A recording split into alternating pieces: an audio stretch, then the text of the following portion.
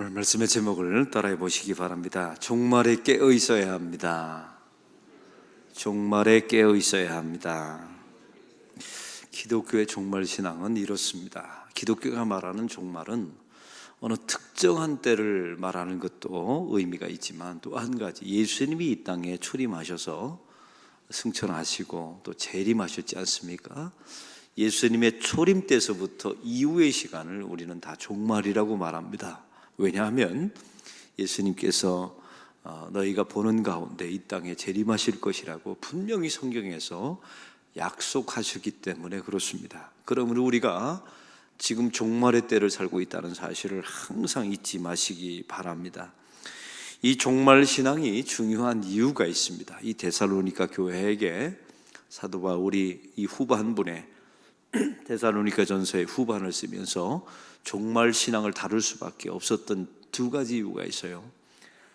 첫 번째는 하나님의 교회 안에 이단들의 공격이 있는데 그 이단들의 공격이 대부분 이 종말, 왜곡된 종말 신앙을 가리키기 때문에 그렇습니다.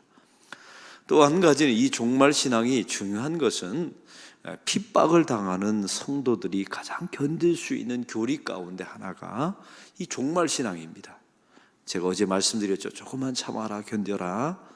이 죽음의 문을 넘어서면 하늘의 문이 열릴 것이다. 이러면서 우리의 선조들이, 우리의 신앙인들이 핍박과 고난과 순교의 자리에 나아갔던 것입니다. 그래서 기독교는 죽음과 뗄래야 뗄 수가 없습니다. 사실은 이 기독교와 죽음은 항상 가까이 있어야 합니다. 그 이유 가운데 하나가 교회 밑바닥에 주교들과 사도들의 무덤이 있다는 사실 아십니까? 다른 종교는 항상 무덤을 산에다 만듭니다. 그리고 집에서 되도록 멀리 죽음을 터부시하죠. 여러분, 이 기독교가 이상하게 한국에 들어와서 완전히 샤머니즘화 됐어요. 그래서 교인들의 죽음조차도 멀리 어느 교회 갔더니 본래 항존직이나 장로님들이 마지막 돌아가시면 여기에 관이 들어오거든요. 근데 이것까지 터부시하는 교인들이 있더라고요. 어떻게 거룩한 성전에 시체를 들여놓느냐고요. 진짜 무식한 겁니다. 여러분, 기독교는 이렇게 죽음을 터부시하는 게 아니에요. 죽음과 함께하고 죽음을 가까이 하고 죽음 너머에 천국을 소망하며 사는 것이 본래 기독교입니다. 그래야 현세주의를 이겨나갈 수가 있어요. 이 땅이 천년 만년 살 것인 양 사는 신앙, 이런 잘못된 신앙을 이길 수 있단 말이죠. 그래서 오늘 말씀의 시작은 이렇습니다. 1절의 말씀을 다 같이 읽겠습니다. 형제들아, 때와 시기에 관하여는 너희에게 쓸 것이 없음은. 이 데살로니가 교회 안에 시한부 종말론자들이 많이 있었습니다. 어느 때와 시간을 말하면서 예수님이 이때 재림하실 것이다 라고 말했던 일들이 있었죠. 근데 오늘 사도 바울은 오늘 성경을 통해서 때와 시기에 관해서는 너에게 쓰지 않겠다라고 말하고 있습니다.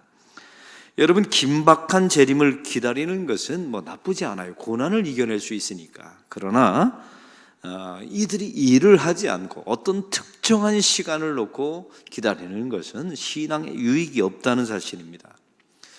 오늘 성경이 말하는 때와 시기 이렇게 나왔을 때, 때는 크로노스입니다. 하나님의 시간, 우주적인 시간. 시기는 카이로스로서 인간의 시간, 물리적인 시간을 말해요. 여러분, 이걸 신학적으로 말하면 앞에 때는 예수님이 이 땅에 재림하시는 우주적인 시간을 말하고, 뒤에 시기는 인간의 남겨진 시간이 끝나는 인간의 죽음을 의미합니다. 이것에 관해서 너에게는 때와 시간을 말하지 않겠다. 여러분, 성경을 보십시오. 여러분이 죽는 날짜 성경이 말합니까? 죽는다고는 말하지만 죽는 시간은 말하지 않아요. 하나님만 아십니다. 여러분, 예수님이 이 땅에 재림하신다는 건 말하죠. 그러나 그 시기는, 정확한 시간은 성경은 말하고 있지 않습니다. 여러분, 특별히 사람의 죽음도 마찬가지입니다. 우리는 사실은 시한부입니다. 어느 시간이 주어져 있는데 남겨진 시간을 사는 거예요. 오늘 하루를 살면 하루만큼 줄어드는 겁니다. 그래서 저는 설교를 할 때도요, 우리 교회 저 뒤에 보면 시계가 걸려 있거든요. 저한테 시간을 보라고. 근데 우리 교회는 시간을 디지털로 이렇게 써놓지 않습니다. 왜 디지털로 써놓은 걸 싫어하냐면, 디지털은 현재 시간을 말해줘요. 근데 저렇게 초가 돌아가는 아날로그 시간은 항상 바라볼 때 남겨진 시간을 봅니다. 굉장히 의미가 있어요. 여러분, 그래서 디지털 세상은 영적으로 도움이 안 돼요. 현재의 시간만 보여주니까. 근데 이 아날로그 시간을 보면 항상 남겨진 시간이 몇 분일까? 저도 오늘 이 새벽 설교를 하면서 지금 시계를 보거든요. 그러면 제 설교 시간이 15분 남았다라는 게 이렇게 보이거든요. 여러분, 신앙도 마찬가지입니다. 그래서 신앙은 아날로그적으로 살아야 돼요. 왜냐하면 남겨진 시간이 얼마일까? 항상 이런 생각을 가지고 우리에게 살아가셔야 합니다. 여러분, 왜 주님께서 우리에게 예수님의 재림의 때와 인간의 죽음의 시기를 왜 말해주지 않았을까요? 이걸 알게 되면 기회주의적인 신앙인이 되기 때문에 그래요. 여러분, 세상 사람들이 내가 죽는 시간을 안다. 어떤 일이 벌어질까요? 난장판 됩니다. 아주 난장판이 될 거예요. 특별히 오늘 죽는 사람, 오늘 죽으니까 먹을 때까지 죽고 마시자 하면서 온갖 쾌락을, 안 그래도 죄 짓는 인생인데, 여러분, 신앙인도 마찬가지입니다. 이걸 이제 실제적으로 중고등부나 대학부에서 수련회 때 조사를 했어요. 당신이 당신의 죽는 날을 안다면 뭐 하시겠습니까? 중고등부 예수 믿는 아이들에게 물어봤어요. 참 걔네들은 솔직해요. 12월 25일 날 12시에 죽는다 라는 것을 안다면 당신은 어떻게 하시겠습니까? 했더니 12월 25일 날 11시까지 실컷 놀다가 1시간 예배 드리고 천국 가겠대. 아주 애들이, 여러분, 이게 진짜, 이게 인간의 본성, 이게 기회주의적인 본성이 있어요. 하나님께서 이걸 알고 계시는 것이죠. 우리는 자꾸만 신앙의 모델 가운데 예수님의 우편강론처럼 살려고 하는 성향이 있어요. 실컷 죄짓고 살다가 마지막 순간에 하나님 나라 임할 때 나를 기억하소서. 여러분, 이런 식으로 예수 믿으라고 우편강도를 구원시킨 게 아니에요. 우편강도를 구원시킨 이유는 딱 한 가지밖에 없습니다. 은혜라는 것은 이렇게 극단적인 것이다. 이걸 보여주는 것이지, 은혜의 속성을 말하고 싶은 거지, 이렇게 살다가 천국 가라, 그 모델은 아니란 말이에요. 오늘 성경을 통해서, 그래서 오늘 성경은 이 종말 신앙에 대해서, 건강한 종말 신앙에 대해서 2절에 이렇게 말씀합니다. 다 같이 읽겠습니다. 주의 날이 밤에 도둑같이 이룰 줄을 너희 자신이 자세히 알기 때문이라. 여러분, 아까 말씀드렸죠. 기회주의적인 신앙을 우리에게 버리게 하기 위해서 도적같이 올 것이다 라고 말씀하고 있습니다. 그래서 6절은 이렇게 말하죠. 깨어 정신 차리라 라고 기도하고, 잠자지 말고 근신하라, 경건하라, 지혜로운 처녀처럼 등불을 준비하라, 종말을 준비하라 라는 말씀이겠죠. 이게 신앙인의 기회주의적인 신앙을 버릴 수 있는 유일한 방법입니다. 그런데 오늘 성경은 그 다음에 이해하지 못할 말씀을 합니다. 4절의 말씀을 우리 다 같이 읽겠습니다. 형제들아, 너희는 어둠에 있지 아니하며 그날이 도둑같이 너희에게 임하지 못하리니. 참 희한하죠. 앞부분에는 마지막 종말의 때가, 죽음의 때가 죽음과 도적같이 임할 것이다 라고 말하는데, 성도들에게는 도적같이 임하지 않겠다는 겁니다. 이유가 뭘까요? 두 가지 이유가, 이런 이유가 있습니다. 준비한 사람에게는 도적같이 임하지 않아요. 주님, 드디어 오셨군요 라고 말하죠. 여러분 집에 도둑놈이 들어왔을 때 두 가지 반응이 있을 거예요. 항상 놀라는 사람이 있고 기절하는 사람, 두려운 사람이 있는가 하면, 언젠가 도적이 올 것이라는 걸 여러분이 아는 사람이 있다고 합시다.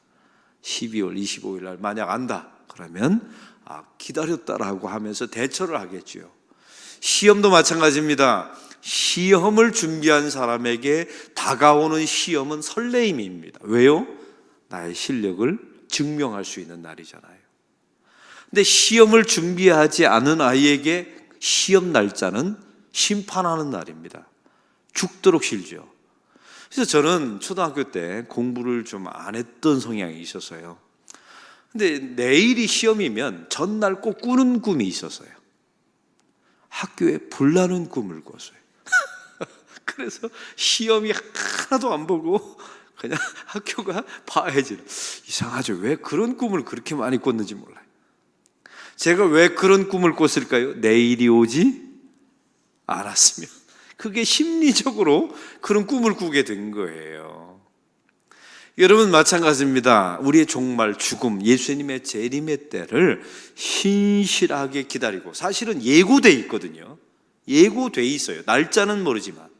근데 그것을 하나님 앞에 신실함으로 기도했던 사람들은 그날은 심판의 날이 아니라 설레이는 날, 또 생명과 영원으로 들어가는 입구가 된다는 사실입니다. 그러나 그 시험을 준비하지 않는 사람에게는 그 종말의 때는 끝장나는 날이에요. 심판받는 날입니다. 이제 여러분에게 묻습니다. 여러분은 만약에 주님께서 오늘 저녁에 오신다면 오늘 저녁은 심판입니까? 소망의 날입니까? 오늘 성경은 이걸 우리에게 묻고 있는 것입니다. 그래서 성경은 3절에 이렇게 말씀하고 있습니다. 3절의 말씀을 다 같이 아까 읽었죠. 임신한 여자에게 해산의 고통의 이름과 같이 멸망이 갑자기 그들에게 이르니니 결코 피하지 못하리라. 임신한 여자에게 해산의 고통은 이미 예고되어 있어요. 당연하죠. 애를 낳으면 해산의 고통이 분명히 예고되어 있습니다. 그러나 하나님의 백성들은 이런 문제 때문에 두렵거나 고통 때문에 절망하지는 말라는 것입니다. 왜냐하면 이것은 예고되어 있으니까요.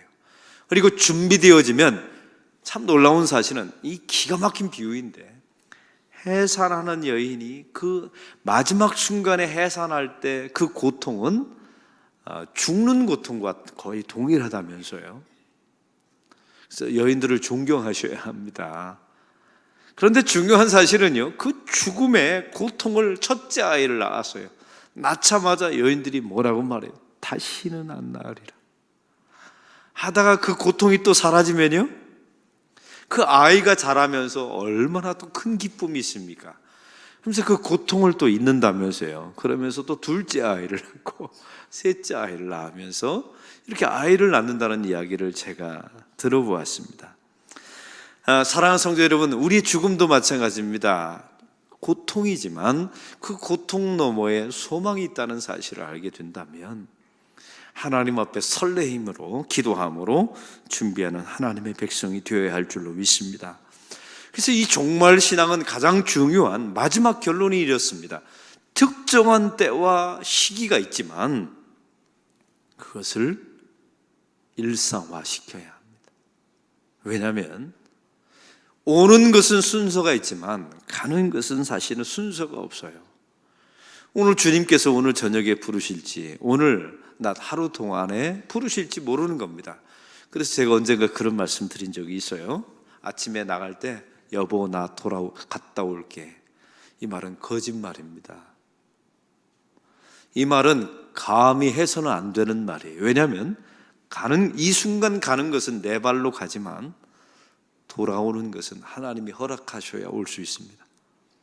그래서 종말 신앙을 가지고 있는 사람은 항상 집에 나갈 때 여보 나 갈게 라고 말해야 돼요. 그리고 저녁에 돌아오면 하나님 오늘 하루 더 하나님이 연장시켜 주셨군요 라고 기도하면서 그 하루를 보내는 것이 성도의 인생입니다. 이렇게 일상화시켜야 돼요. 그래서 제가 오늘의 말씀을 통해서 이 종말 신앙의 마지막 결론은 일상화시켜서 오늘 죽어도 좋고 오늘 저녁에 예수님이 오셔도 불안하지 않는 하루가 되기를 축원합니다. 그게 성도의 인생이에요. 여기다 한 가지를 더한다면 오늘 여러분이 하는 일을 이거 하다 죽어도 좋다, 이런 신앙이 고백이 있다면 우리는 퍼펙트한 겁니다. 여러분, 그 이상도 그 이하도 아니라 오늘 이 일 하다 죽어도 좋다. 감리교 창시자에게 이런 말을 물었습니다. 목사님은 오늘 저녁에 예수님이 오신다면 무엇을 하시겠습니까? 했더니 수첩을 꺼내서 보내주더라 합니다. 오늘 내가 하기로 예정된 일정이 이건데 이것대로 하다가 예수님 맞이하겠다고. 정답입니다. 예수님 저녁에 오신다고 해서 기도원에 올라가서 다 때로 모여서 기도하는 것, 성경 보세요. 어디 그렇게 주님께서 그렇게 준비하라고 했나요? 밭을 갈다가, 여러분 주님 앞에 맷돌 갈다가 자기 일상 속에서 의미를 부여하고, 그 일 하다가 하나님 앞에 부름받고, 그 일 하다 부름받아도 부끄러움이 없는 인생으로 살아가라고 주님께서 종말 신앙을 말해줘요. 저도 한번 생각해 봤습니다. 오늘 일정을 생각해 봤더니 제 일정은 이렇습니다. 오늘 새벽 예배, 당연히 예수님 저녁에 오셔도 새벽 예배에 나와서 설교했겠죠.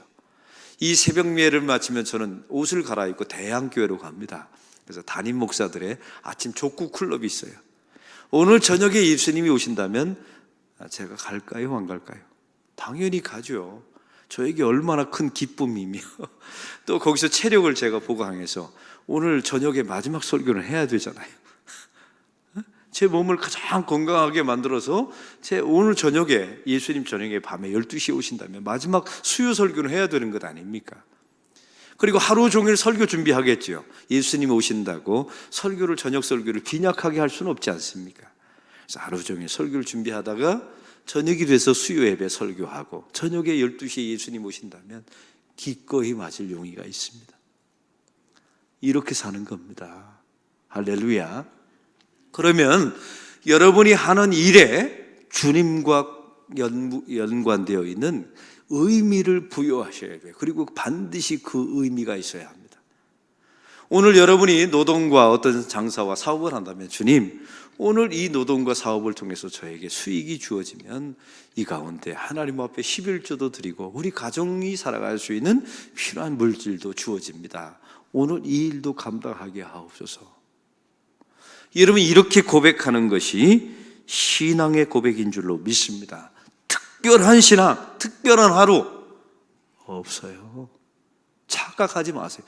그런 거 가르치는 교회는 이미 병든 교회입니다. 그래서 제가 항상 기도할 때마다 제가 말씀드리죠. 하나님, 일상의 영성을 허락하달라고. 특별한 시간에 특별한 만남을 통해서 구원받겠다라고 말하는 사람은 이미 다 병들어 있는 겁니다. 그런 사람들 치고 온전하게 신앙생활하는 거 보신 적 있나 보세요.